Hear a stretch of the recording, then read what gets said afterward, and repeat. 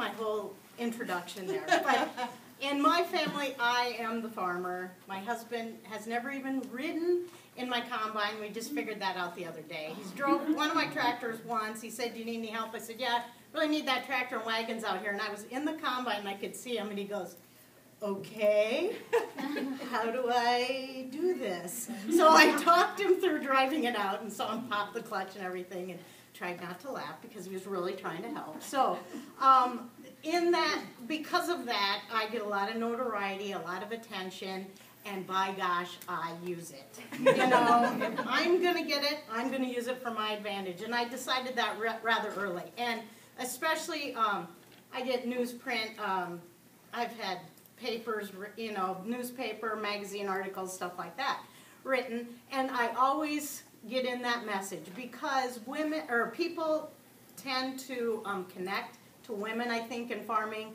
far more easily and readily, and they ask me questions and it's easier to talk to me about farming, so I take advantage of that and talk to them about it.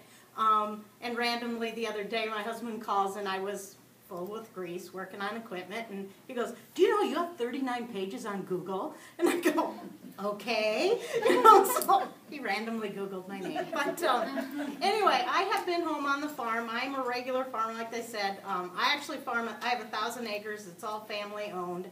I don't do it all myself. I have PMS, personal manservants, and they help me. Seasonal help, so I get a little bit of help, but it is mostly me. So, and I've been doing it since 1985, so I've been around for a while. And why I got asked, because I saw Deb at the fair and she goes, "Hey, you're going to be at this conference I'm having, you're going to come talk," and I go, I bet, okay. You know, you just say, okay, because she leads like I do. You just tell them what they're going to do. But I am here also to come out of the closet and let everyone know that I am openly part-time blogger. Not full-time. I don't have the time. I can't do it. I do it as a favor to a tiny little company called Monsanto, who asked me to do it. This tiny little company. In 2011, I was named their Midwest Farm Mom of the Year, and it is through a great program they have. It's called America's Farmers Farm Mom of the Year, and they have the americasfarmers.com website, and they pick 5 winners from around the United States, and you get it by my daughter, actually my 16-year-old daughter, actually pretended like she liked me and wrote a nice little 300-word thing about me because there was money involved. There's prize money, and so I, said, "Hey, if we win this, I'll give you the money for college," and when, $5 grand. So she's happy because she got the money, and I get the notoriety of this woman farmer gig only paid.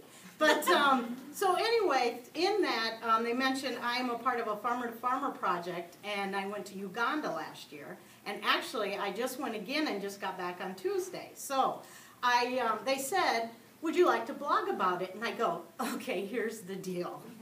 I'm a farmer. I don't write."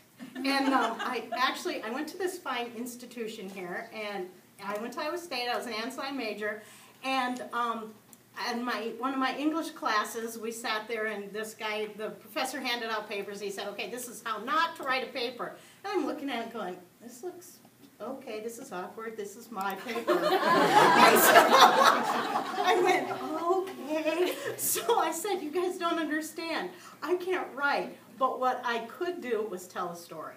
I'm very good at telling stories. I learned that from my grandpa.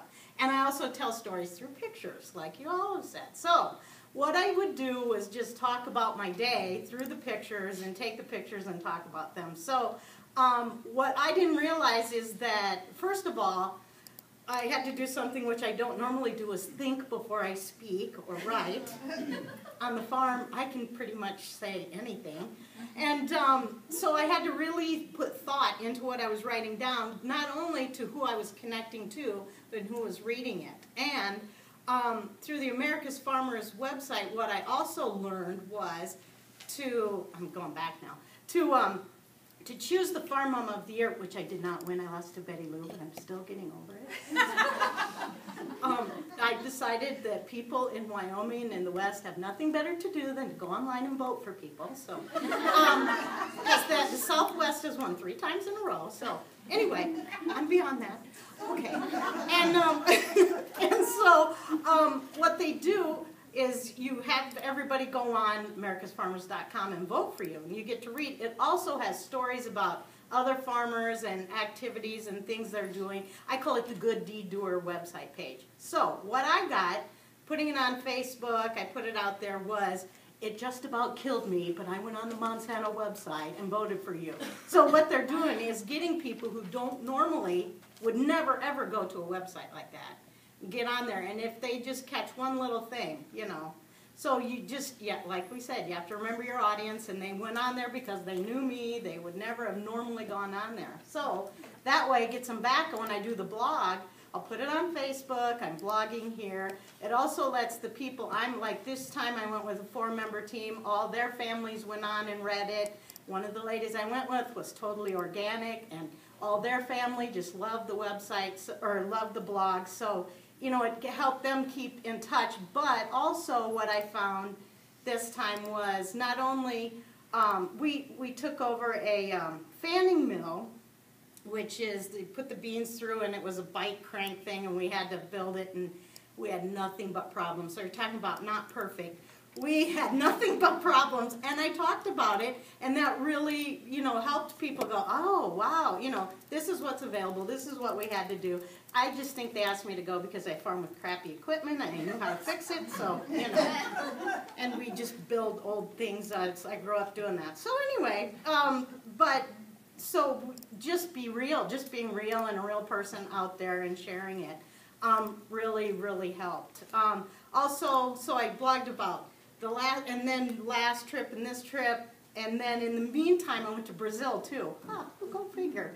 Yeah, with Bill Northey, Secretary of Ag, and he took Ed Key from Delaware, Secretary of Ag, and they took people. So that blog, I blogged while I was there, so that got Delaware people on and reading, and it's just a good way to connect, you know, everyone. And then this year, the Ag Mech students who developed the seed fanning mill are using the blog on their curriculum, so they study the blog.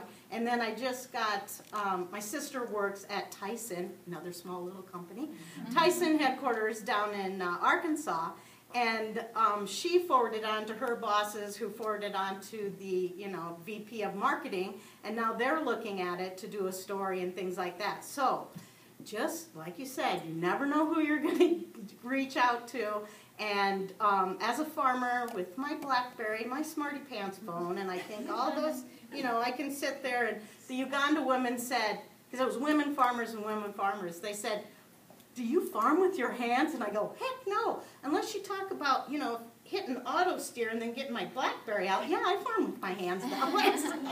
So, but yet you can still relate, and it's good to have that relationship and get out there, you know, other parts of farming in the world and what it's really like. So I hope that helped.